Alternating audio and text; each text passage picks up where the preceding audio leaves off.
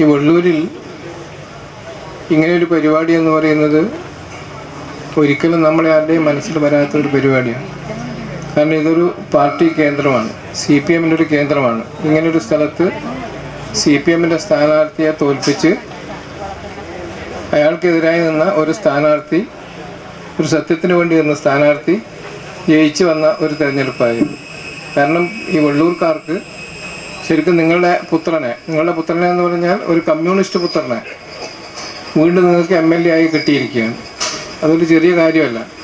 Communist പുത്രനെ എന്ന് ഞാൻ പറയുന്നത്, നിങ്ങൾ ഈ ബി കുഞ്ഞീഷാട് എന്ന് പറയുന്ന മനുഷ്യൻ അവിടെ നിയമസഭയിലേക്ക് പോയപ്പോൾ രമേശ് ചെന്നിത്തല എന്ന് പറയുന്ന കോൺഗ്രസ് നേതാവ് പറഞ്ഞു, ഒരു കമ്മ്യൂണിസ്റ്റ് അല്ലാത്ത MLA പയ്യന്നൂരിൽ നിന്ന് നമുക്ക് ഉണ്ടായി, ആദ്യമായിട്ടാണെന്ന് വരുന്നത് എന്ന് രമേശ് ചെന്നിത്തല പറഞ്ഞപ്പോൾ കുഞ്ഞീഷാടിന് അവിടെ പറഞ്ഞു അത് കൃത്യമായിട്ട്. ഞാൻ എല്ലാ ബഹുമാനവും നിലനിർത്തി പറയുന്നു, ഞാൻ കമ്മ്യൂണിസ്റ്റാണ്, പക്ഷേ കമ്മ്യൂണിസ്റ്റ് പാർട്ടിയുടെ സ്ഥാനാർത്ഥിയായി വന്ന് മത്സരം ജയിച്ച ആളല്ല, കമ്മ്യൂണിസ്റ്റാണ്.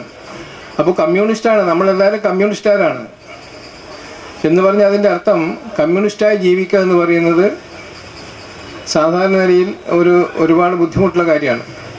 പക്ഷേ ഈ കാലത്ത് കമ്മ്യൂണിസ്റ്റ് പാർട്ടിക്കാരനാവുക എന്ന് പറഞ്ഞാൽ ഏത് പൊക്കണം കെട്ടവനും ആവും, ആർക്കും ആവും. ഏത് ബ്ലേഡുകാരനും ഏത് റിയൽ എസ്റ്റേറ്റുകാരനും ഏത് തല്ലിപ്പൊളിക്കും കമ്മ്യൂണിസ്റ്റ് പാർട്ടി മെമ്പർമാരാണ്. അതാണ് കമ്മ്യൂണിസ്റ്റ് പാർട്ടി, നിലവിലെ കമ്മ്യൂണിസ്റ്റ് പാർട്ടി. നേരത്തെ അതാവൂല. കമ്മ്യൂണിസ്റ്റ് പാർട്ടി മെമ്പർഷിപ്പ് എന്ന് പറയുന്നത് റിക്രൂട്ട് ചെയ്യാണ് എന്ന് പറഞ്ഞാൽ ജനങ്ങൾക്കിടയിൽ പ്രവർത്തിക്കുന്ന ഏറ്റവും നല്ല ആളുകളെ റിക്രൂട്ട് ചെയ്യാണ്. അതിൽ കമ്മ്യൂണിസ്റ്റ് പാർട്ടിയുടെ സംഘടനയുടെ അടിസ്ഥാനപരമായ കാര്യം എന്ന് പറയുന്നത് തന്നെ ജനങ്ങൾക്ക് ഇഷ്ടപ്പെട്ട ആളുകളെ പാർട്ടിയിലേക്ക് കൊണ്ടുവരിക, പാർട്ടിയിൽ വന്നവരെ ജനങ്ങൾക്ക് ഇഷ്ടപ്പെട്ടവരാക്കി മാറ്റി തീർക്കുക. ഇതാണ് അതിൻ്റെ ഒരു ബേസ് എന്ന് പറയുന്നത്. എന്നാൽ ഇപ്പോഴെന്താ സ്ഥിതി പറഞ്ഞാൽ പല സ്ഥലത്തും ആൾക്ക് കണ്ടുകൂടാൻ ഇതിൽ വരുന്നില്ല, ഇതിൽ വന്നവനെ ആൾക്ക് കണ്ടുകൂടാ എന്നതാണ് അവസ്ഥ.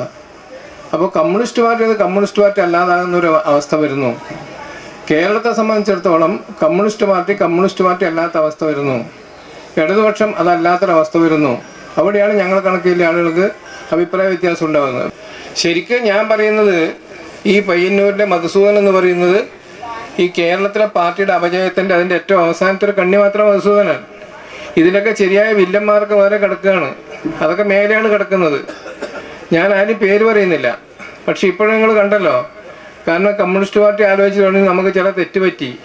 എന്താ തെറ്റെന്ന് പറഞ്ഞാൽ ഈ ഇവിടെ ഒന്ന് തളിപ്പറമ്പിൽ, മറ്റൊന്ന് പയ്യന്നൂർ, ഈ രണ്ട് സ്ഥലത്ത് നമ്മൾ സ്ഥാനാർത്ഥികളെ നിശ്ചയിച്ചതിന് ചെറിയ പെശക് പറ്റി. എന്താ പെശക് അത് പറയോ എന്ന് പറഞ്ഞാൽ അഴിമതിക്കാരനായ ഒരുത്തന്നെ സ്ഥാനാർത്ഥിയായി നിശ്ചയിച്ചതിലാണ് പെശക്.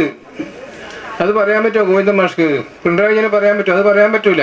അപ്പോൾ അതിൽ പെശക് പറ്റി.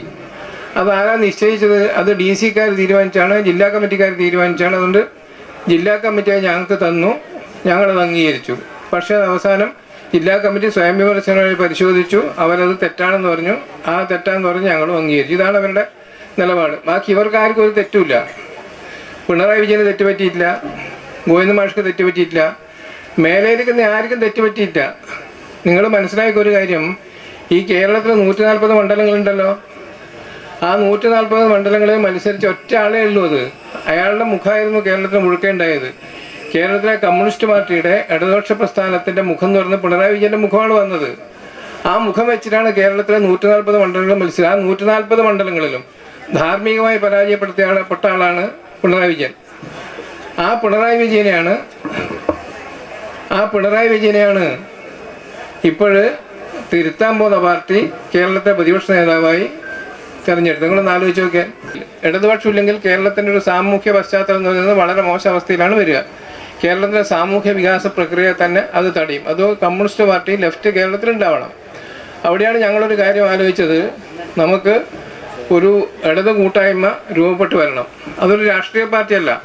ഇപ്പോൾ ഇവിടെ CPM-ൻ്റെ പ്രവർത്തകന്മാർ, നമ്മുടെയൊക്കെ അറിയുന്ന ആളുകൾ പലയാളും പോയിട്ട് പറഞ്ഞത് ഈ ജനജാഗ്രത എന്ന് പറയുന്നത് ഒരു രാഷ്ട്രീയ പാർട്ടിയാണ്, അതുകൊണ്ട് അതിൻ്റെ പരിപാടിയിലാരും പോകാൻ വേണ്ടി പാടില്ലാന്നാണ്. ജനജാഗ്രത എന്ന് പറയുന്നത് ഒരു രാഷ്ട്രീയ പാർട്ടിയല്ല. ജനജാഗ്രത എന്ന് പറയുന്നത് ഒരു സാമൂഹ്യ പ്രസ്ഥാനമാണ്.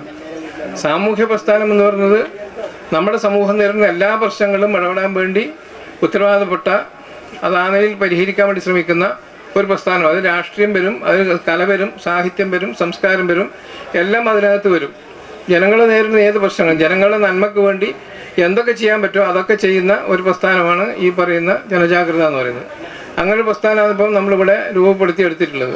ആ ജനജാഗ്രത എന്ന് പറയുന്നതിന് പേര് കൊടുത്തത് തന്നെ നമുക്കറിയാം. പയ്യന്നൂരിലെ ഒരു വലിയ ജാഗ്രത പ്രകടിപ്പിച്ചതിൻ്റെ അടിസ്ഥാനത്തിലാണ് ഇപ്പോൾ കുഞ്ഞികൃഷ്ണേട്ടൻ ജയിച്ചത്.